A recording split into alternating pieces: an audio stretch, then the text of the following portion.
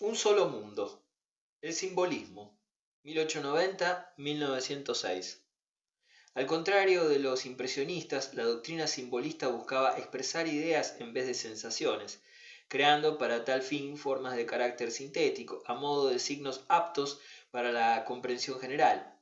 Para el simbolismo, lo importante no son los objetos en sí, sino la idea que el hombre se forma de estos objetos.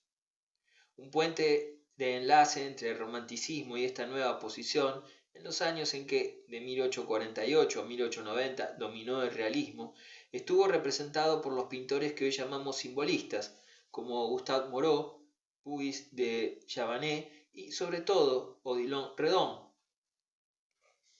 El primero de ellos, enamorado de lo esotérico, fue un creador de mitos tenebrosos, con rebuscados reflejos eróticos, la antítesis de la luz franca y la salud de los impresionistas. Puig de Chavannes cultivó una pintura que, como la de los griegos arcaicos o la de los góticos, se basaba en el sabio equilibrio de superficies planas, adaptadas a la arquitectura. Odilon Redon, amigo de los poetas simbolistas, Mallarmé, Valéry, buscaba un tipo de belleza que expresase no solo la perfección física del humano, sino también el resplandor del pensamiento. Estos artistas, nacidos entre 1824 y 1840, corresponden a la generación inglesa de William Morris, discípulo de los pre-rafaelitas. Morris estaba animado de un ideal socialista y propugnaba un arte que fuera accesible a todo el mundo. Por ello, se separó de la corriente vinculada a la pintura para preconizar un arte que confiriera valor estético a los objetos de la vida cotidiana. Al movimiento desencadenado por Morris, denominado Art and Craft, tuvo una gran difusión en Europa. De acuerdo con las ideas de Morris, el también británico Webb construyó en 1859 la llamada Casa Roja, en la que por primera vez un arquitecto no intentó imitar en una casa la estructura de un palacio, sino simplemente levantar una vivienda para la clase media. Se inició así el llamado Domestic Revival, que Richard Shaw convertiría en una verdadera moda con el absurdo nombre de estilo Reina Ana. En la última década del siglo XIX, esta tendencia evolucionó hacia la interesante obra de Annesley Boycey, arquitecto y diseñador de muebles de objetos domésticos, empapelados, murales, etc., cuya arquitectura se caracteriza por el culto a lo natural y a lo simple, que se acentúa todavía más en el mobiliario. Junto a Boycey, cabe citar al escocés Charles Rennie Mackintosh, cuya escuela de arte 1898 en Glasgow es una construcción totalmente independiente de los estilos históricos, con un gran sentido de las masas y del arabesco lineal. La doble preocupación funcional y natural dio origen a las primeras casas obreras del mundo en un barrio proyectado por Norman Shaw en 1875 y a la idea de la ciudad jardín concebida por Ebenezer Howard en 1898. Por otra parte, la pugna entre el decorativismo arcaico de Morris y el naturalismo de Boycey, que de hecho había salido de aquel, se refleja en las artes figurales. El pintor Whistler, americano de nacimiento pero afincado en Inglaterra, había levantado en 1878 la bandera contra Ruskin y sus seguidores, considerando como bromas de mal gusto el prerrafaelismo y la obra de Morris. Whistler, cuya técnica recordaba a la de Fontaine-Latour y Manet, cercano por lo tanto a los impresionistas, se relacionaba por otra parte con el simbolismo por su factura arquitectónica.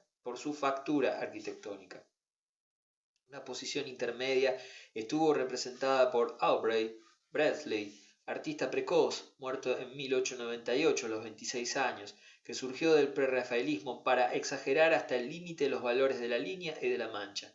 En Norteamérica, la marcha hacia la naturalidad tras la ruptura con el eclecticismo tuvo su gran promotor en el arquitecto Sullivan, uno de los primeros en rechazar el ornamento para la arquitectura, en una voluntad resuelta de no ocuparse más que de lo esencial. Tras él, la evolución plástica americana estuvo representada por la obra de Frank Lloyd Wright, quien cultivó un individualismo radical, entendiendo la arquitectura como expresión de la personalidad.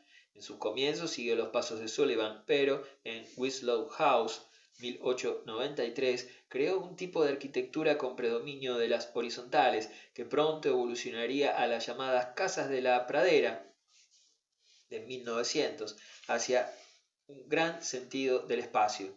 En el continente europeo, el primer núcleo renovador tras el fenómeno del eclecticismo se produjo en Bélgica, con los creadores del Art Nouveau, los arquitectos Victor Horta y Paul Anka, y el decorador Van de Velde, educados en Inglaterra.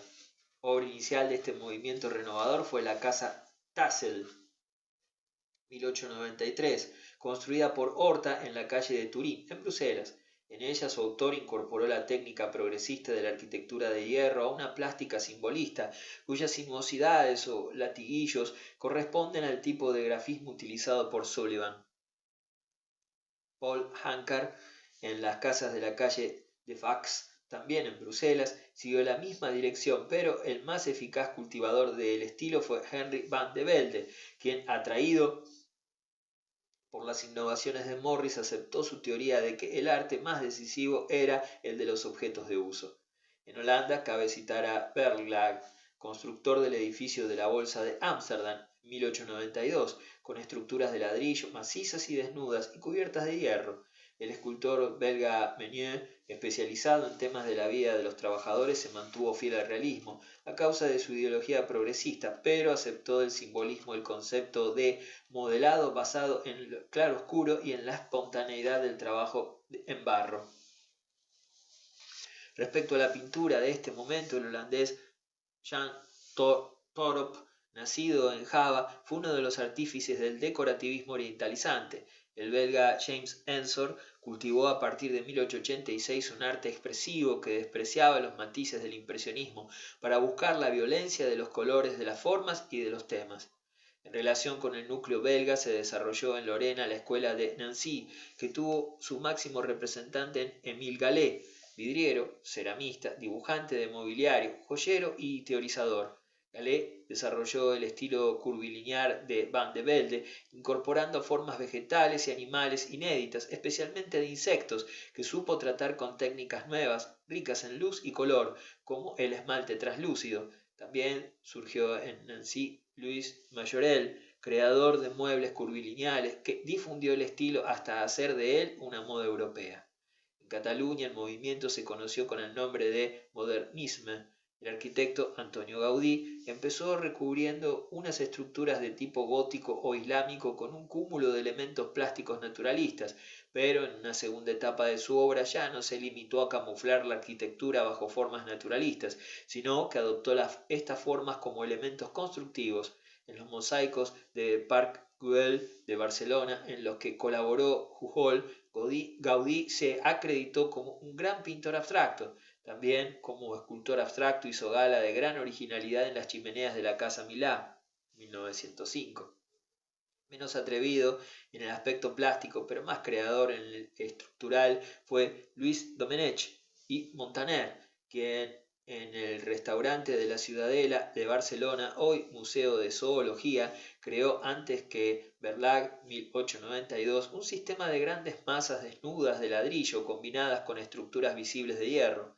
Más tarde, asimiló el arte floral paganizante para revestir enteramente con él el Palau de la Música Catalana, en 1908.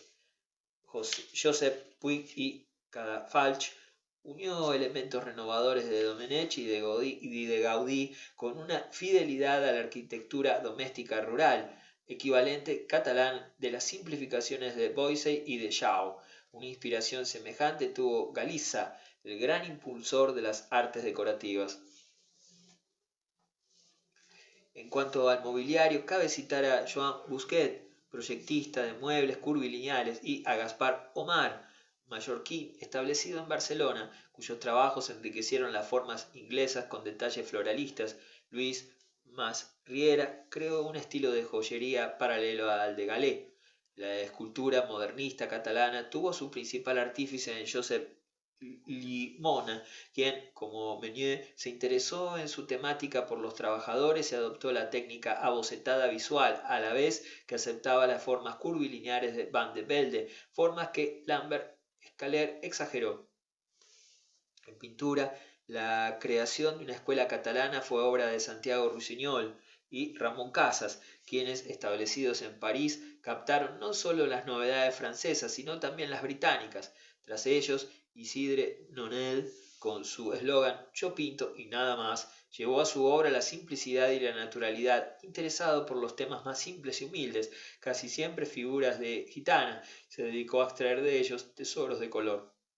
Otro importante núcleo del nuevo arte radicó en Viena, donde tras los ensayos de Otto Wagner, el movimiento contra el eclecticismo en favor de la autenticidad y la naturalidad se organizó con la Secesión 1898. Su creador principal fue el arquitecto Joseph Olbrich, autor del propio edificio de la Secesión, de volúmenes simples con una cúpula floral, y más tarde de la Hohenstaufen, cuya plástica encastillada hace pensar en la de Mackintosh.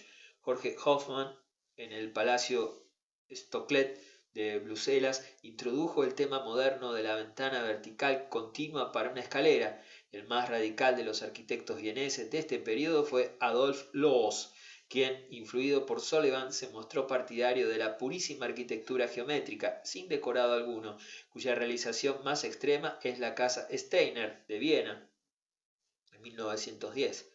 La pintura simbolista vienesa tuvo su más notable representante en Gustav Klimt, que tras un viaje a Londres adoptó el estilo decorativista a base de un arabesco plano, dominado por grandes líneas curvas.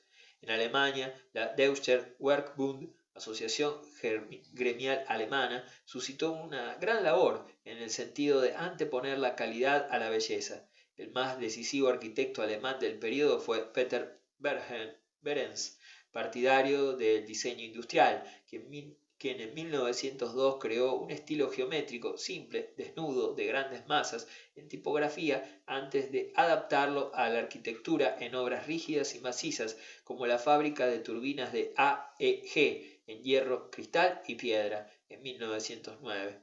Desde 1900, Alemania se colocó a la cabeza de los demás países en lo que a urbanismo se refiere. Ya en 1891, con la iniciativa del Industrial Krupp, se había iniciado la construcción de un barrio obrero. En 1909, Allermann creó la primera ciudad autónoma moderna.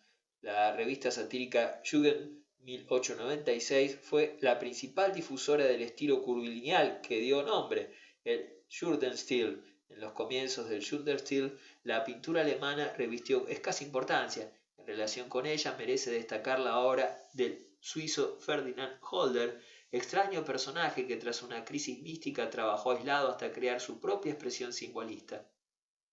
Más tarde, bajo el influjo de Van Gogh, Gauguin y Torop, surgió en Alemania una pintura que precisó filosóficamente su contenido en torno a la idea de oposición al impresionismo del período anterior. Su principal promotor fue el ex estudiante de arquitectura Kirchner, quien junto con otros compañeros formó en Dresde, 1905, el grupo denominado Die Brücke, el puente, en el que pronto se integraron algunos pintores importantes, tales como Emil Nolde, Max Bernstein.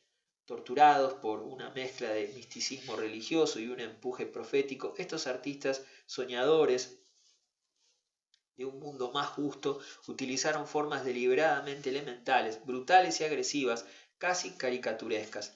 El ruso Vasily Kandinsky, atraído a Múnich por el prestigio del Jugendstil, se convirtió en el más profundo teórico del grupo. Su cuadro Der Blue Reiter, el jinete azul, constituyó una especie de manifiesto plástico. Un año más tarde, en su libro De lo espiritual en arte, expresó el contenido de su doctrina. En Noruega, Edvard Munch, formado en la admiración de Gauguin, simplificó su arte hasta conseguir la máxima intensificación de la forma y del color, y adaptó el arabesco curvilíneo de Torop y Van de Velde. En cuanto a Francia, la reacción contra el impresionismo tomó diversas direcciones. La más importante estuvo encabezada por el provenzal Paul Cézanne, que aprovechó de los impresionistas los criterios luminosos, pero que entendió la pintura como una construcción y no como una transcripción de sensaciones. Otros pintores, los puntillistas como Serot y Signac, buscaron perfeccionar el análisis de la luz cultivando por los impresionistas, reduciéndolo a meros puntitos de colores fundamentales para conseguir la síntesis óptica del color. muy distinta es a la de estos pintores aplicados y minuciosos. Se nos presenta la obra de Toulouse-Lautrec.